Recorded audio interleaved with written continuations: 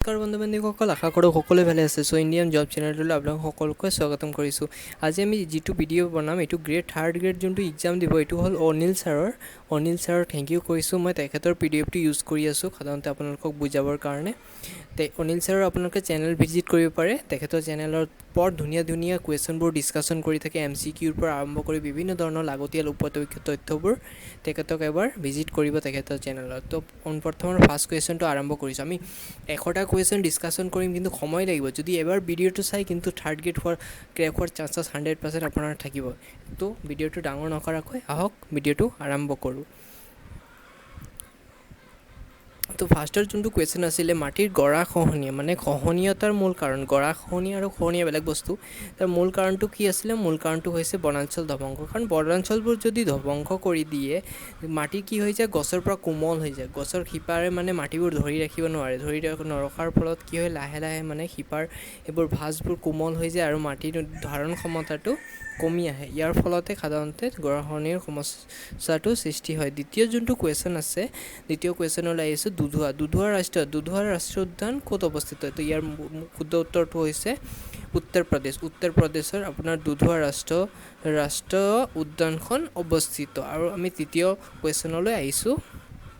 তৃতীয় যোনটো কুৱেশ্যন আছে, ভাৰতৰ আটাইতকৈ ডাঙৰ তাপ শক্তি কেন্দ্ৰটো ক'ত অৱস্থিত?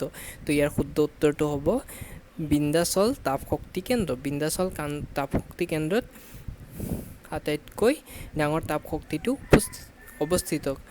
ইয়াত আপোনালোকৰ চাব যে ইণ্ডিয়ানৰ বিভিন্ন ধৰণৰ তথ্য এই PDF টোত আপোনালোকক মই ডিছকাশ্যন কৰিম। কাৰণ কিন্তু থাৰ্ড গ্ৰেডৰ লগতে ফ'ৰ্থ গ্ৰেডৰ যোনটো এক্সাম পাৰ হৈ গ'লে এইকেইদিনৰ ভিতৰতে, তাত দেখা গৈছে যে অসমৰ লগতে ভাৰতৰো বিভিন্ন ধৰণৰ কুৱেশ্যন আহিছে। চ' আপোনালোকে কি কৰিব? ভাৰতৰ যিবোৰ জিকে আছে সেইবোৰো অলপমান ষ্টাডি কৰি ল'ব, তেতিয়া আপোনালোকক ক্ৰেক কৰাৰ সুবিধাজনক হ'ব। চতুৰ্থ প্ৰশ্নলৈ আহিছোঁ আমি। ৰাষ্ট্ৰীয় প্ৰতিৰক্ষা একাডেমী কেতিয়া প্ৰতিষ্ঠা কৰা হৈছিল? তো ইয়াৰ শুদ্ধ উত্তৰটো হৈছে 1954 চনত ৰাষ্ট্ৰীয় প্ৰতিৰক্ষা একাডেমী স্থাপন কৰা হৈছিলে।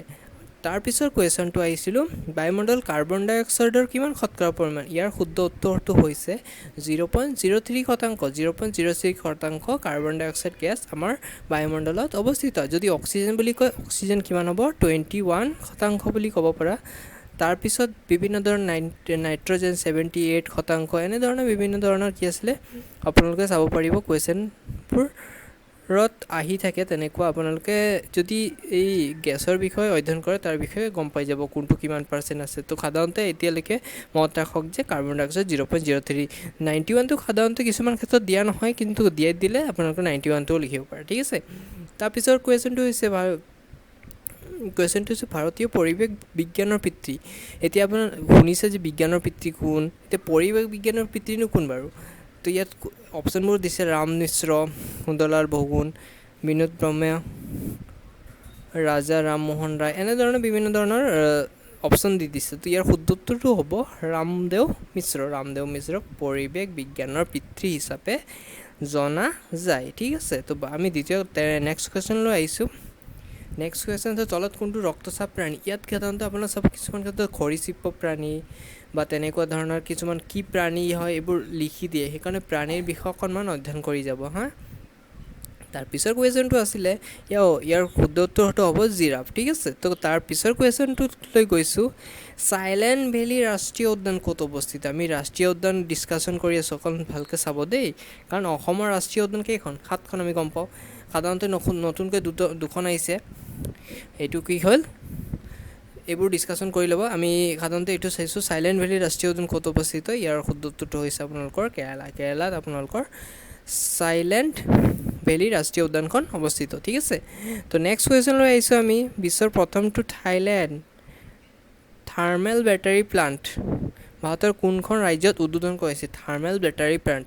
কিন্তু কুৱেশ্যন যিবোৰ লিখিছে এইটো বৰ ধুনীয়া লাগিছে মোৰো, কাৰণ তেনেকুৱা টাইপৰে কুৱেশ্যন আহিব আৰু আপোনালোকে এইবোৰো চাই যাব তেনেকুৱা ৰিলেটেড। অন্ধ্ৰপ্ৰদেশ, ইয়াৰ শুদ্ধ উত্তৰ হ'ব অন্ধ্ৰপ্ৰদেশ। আপোনালোকে চাব পাৰিব। মই PDF টো যদি পাৰোঁ মই দি দিম গ্ৰুপৰ ডিছক্ৰিপশ্যনে, আপোনালোকে চাই ল'ব পাৰিব। নহ'লে তেখেতৰ চেনেলটো ভিজিট কৰি পেলাই ল'ব পাৰে, ঠিক আছে।